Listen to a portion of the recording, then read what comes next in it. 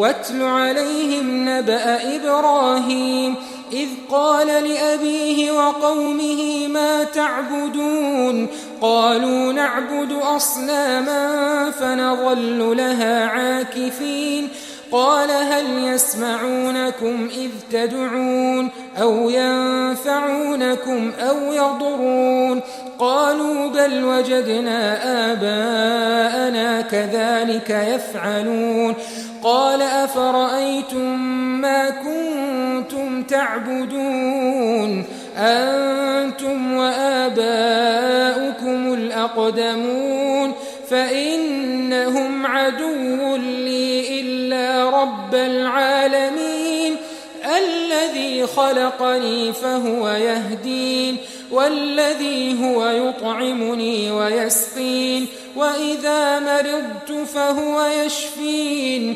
والذي يميتني ثم يحيين والذي أطمع أن يغفر لي خطيئتي يوم الدين رب هب لي حكما وألحقني بالصالحين واجعل لي لسان صدق في الآخرين واجعلني من ورثة جنة النعيم واغفر لأبي إنه كان من الضالين ولا تخزني يوم يبعثون يوم لا ينفع مال ولا بنون إلا من أتى الله بقلب سليم وأزلفت الجنة للمتقين وبرزت الجحيم للغاوين وقيل لهم أين ما كنتم تعبدون من